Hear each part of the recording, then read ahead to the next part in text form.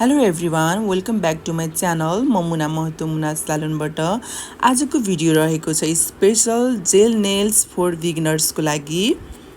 फर्स्टमा cuticle softener लाउँछौँ। Nail base dead सेललाई क्युटिकल भन्ने गर्छौँ। ती क्युटिकललाई सफ्ट बनाउनको लागि क्युटिकल सफ्टनर 60 सेकेन्ड राख्छौँ। 60 सेकेन्ड पछि पुसर स्टिकले ब्याक पुस गर्छौँ। ब्याक पुस गरिसकेपछि क्लिन्जरले क्लिन गर्छौँ। क्लिन पछि हामीले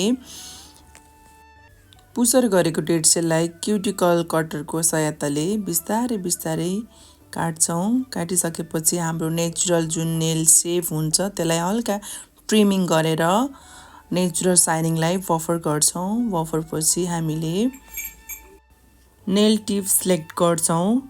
नेल टिप सिलेक्ट गर्दाखेरि मेजरमेन्टको लागि दुई साइडमै राम्रोसँग हेर्नुपर्छ, साइज नमिलेको नि हुनसक्छ। मजाले नेचुरल नेल जस्तै देख्ने गरी साइज मिलाएर यो नेल टिप्स अलरेडी नै सी सेपमा आएको हुन्छ। कुनै राम्रो कम्पनीको ग्लुले नेल एक्सटेन्सन गर्छौँ। लाउँदाखेरि बिस्तारै प्रेस गर्ने ताकि क्युटिकल एरिया क्लाइन्टलाई पेनफुल नहोस्।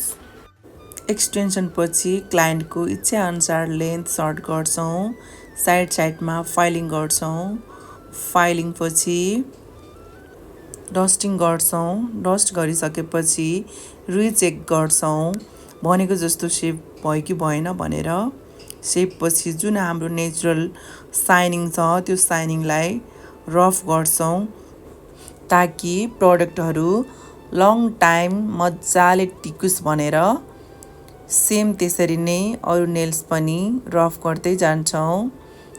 रफ गरिसकेपछि बेस कोट लाउँछौँ। Base coat same nail polish लगाए जस्तै क्युटिकल एरियामा नपारिकन नेल पुलिसलाई चाहिँ लगाउने। बेस कोट पछि युभी ल्याम्प 60 सेकेन्ड गर्छौँ। युभी ल्याम्प गर्दाखेरि युभी ल्याम्पको आसपास कुनै पनि लिक्विड चिजहरू जस्तै base coat, top coat, nail पुलिसहरू राख्न हुँदैन।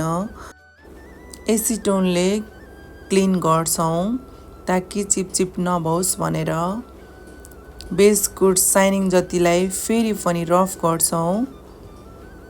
रफ गरिसकेपछि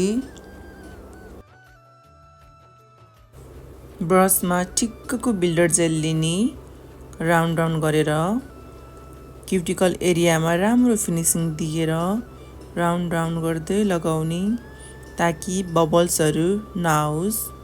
बबल्सहरू भयो भने राम्रो पनि देख्दैन।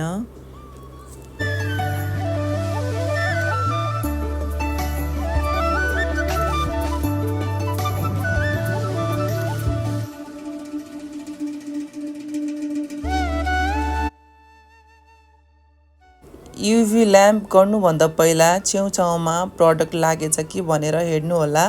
क्लिन गरिसकेपछि मात्र ल्याम्प गर्नुहोला।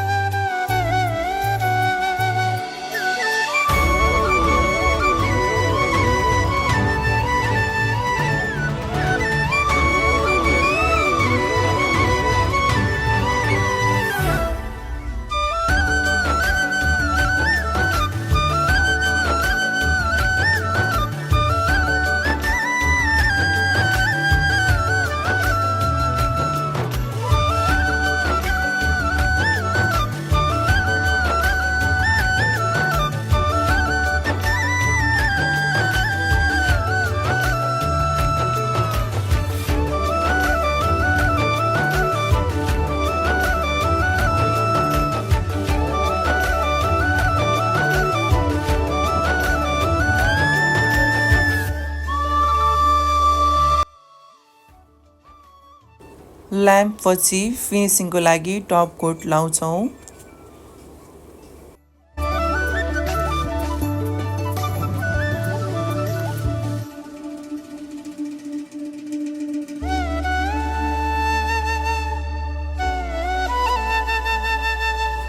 रिजल्ट हेर्न सक्नुहुन्छ।